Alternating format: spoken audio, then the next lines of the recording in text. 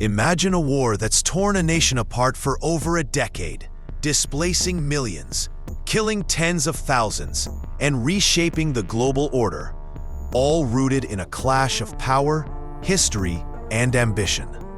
In 2014, Russia annexed Crimea, sparking a conflict in Ukraine that exploded into a full-scale invasion by 2022. But why?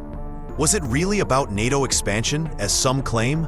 Or does the truth lie deeper, in Russia's imperial dreams, Ukraine's push for independence, and the West's role in the mix? Today, as Ukraine faces relentless attacks, over 900 drones in just 3 days, according to President Zelensky, we're diving into the real reasons behind this devastating conflict. From Putin's mindset to geopolitical chess moves, we'll uncover the layers of this crisis and why the attacks continue. Stick with us for a story that's as gripping as it is critical to understand. Let's start by setting the stage. The Ukraine conflict didn't begin in 2022, when Russia launched its full-scale invasion. Its roots stretch back to 2014, and even further if you consider the historical ties between Ukraine and Russia. Ukraine was a key part of the Soviet Union, the second most powerful republic after Russia, housing much of the USSR's agriculture, defense industries, and military might. When the Soviet Union collapsed in 1991, Ukraine gained independence, but that independence came with tension. Russia, under Vladimir Putin since 1999, never fully accepted Ukraine as a sovereign nation.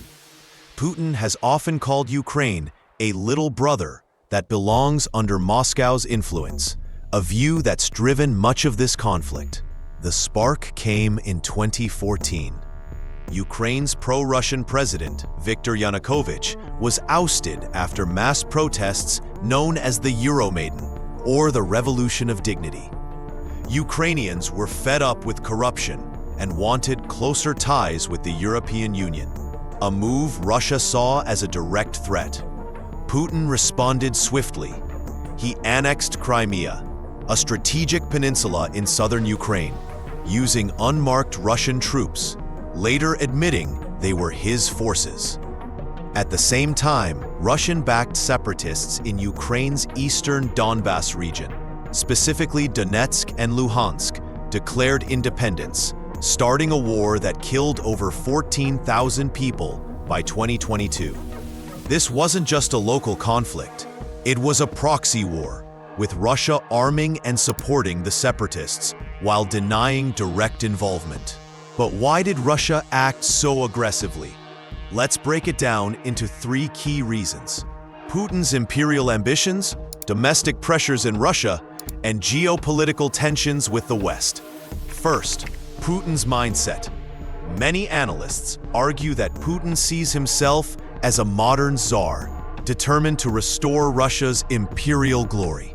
He's openly said the collapse of the Soviet Union was the greatest geopolitical catastrophe of the 20th century.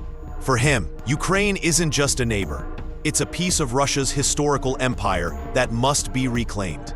In his view, an independent Ukraine, aligning with the West, undermines Russia's identity and influence. This isn't just speculation. Putin's actions, from Crimea to the 2022 invasion, show a pattern of trying to pull Ukraine back into Russia's orbit, by force if necessary. Second, domestic factors in Russia play a huge role.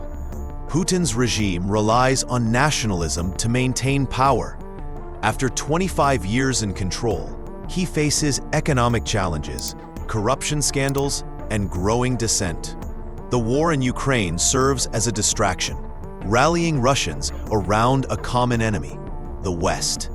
By framing Ukraine as a battleground against Western influence, Putin boosts his image as a strong leader defending Russian values. He's even used World War II rhetoric, calling for unity against a supposed Nazi threat in Ukraine, a baseless claim, but one that resonates with many Russians. Third, let's talk about the West's role.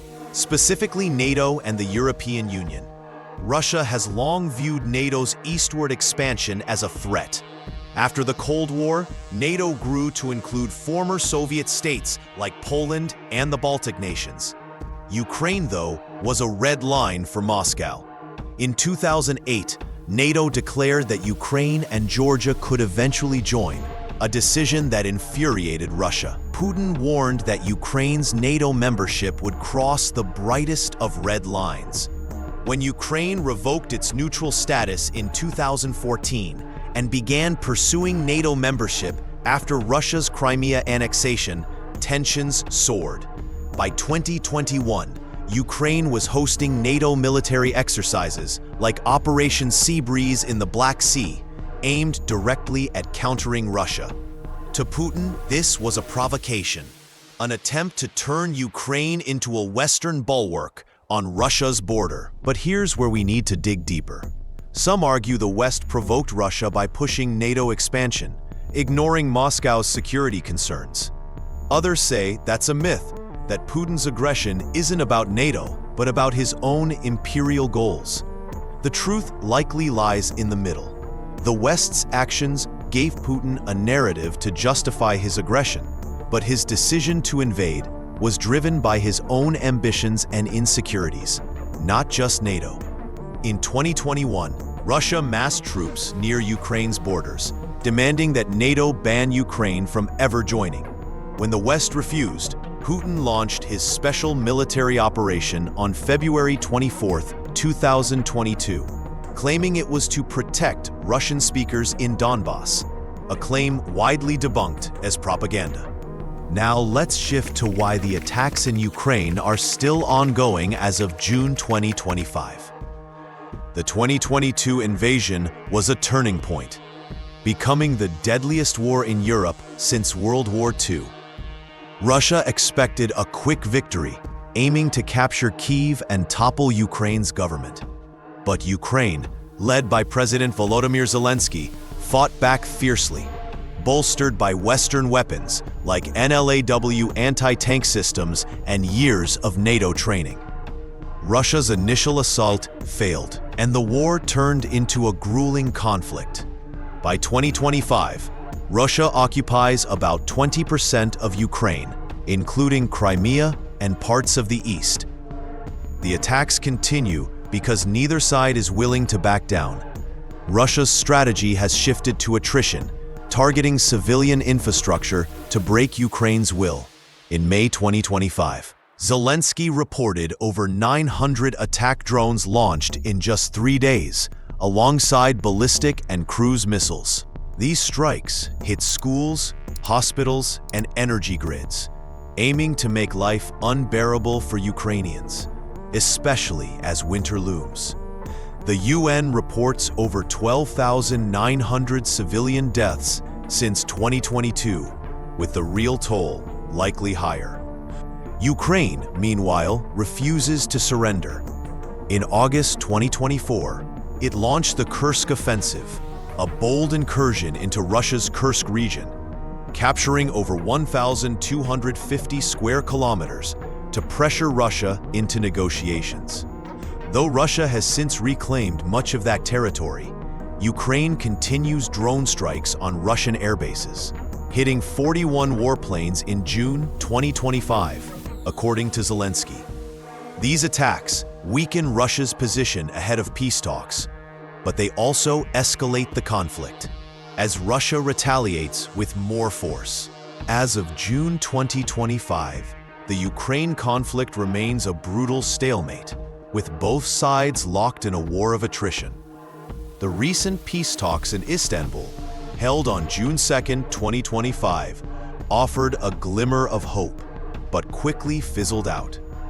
Russia and Ukraine agreed to exchange at least 1,000 prisoners of war and return the bodies of 12,000 dead soldiers. Russia's terms, demanding Ukraine cede occupied territories and abandon NATO aspirations, were labeled non-starters by Kyiv, while Ukraine insists on a full Russian withdrawal.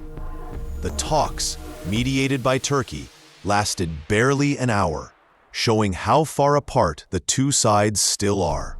This ongoing deadlock fuels the relentless attacks. The global response adds another layer. The US and Europe recently lifted range restrictions on Ukrainian missiles, allowing strikes deep into Russian territory. Germany's Chancellor Merz confirmed this shift on May 26, 2025, a decision that's raised fears of widening the conflict. Russia calls it a dangerous move, hinting at nuclear escalation, though no concrete steps have followed. Meanwhile, President Trump's involvement has stirred controversy. After promising a ceasefire within a day during a May 19 call with Putin, the talks collapsed, with Russia launching a record 298 drones and 69 missiles the next night. Trump's frustration with Putin's refusal to budge has shifted US policy, but it's unclear if this will lead to more pressure or a pullback. What does this mean for the future? The conflict's not just about territory, it's a proxy for a new world order. Russia wants to reassert dominance, Ukraine fights for its identity, and the West debates its limits. Sanctions, drone wars, and diplomatic gambits will likely define the next phase. Yet with no trust between leaders and civilians bearing the brunt, the attacks may persist until exhaustion or a game-changing intervention forces a resolution.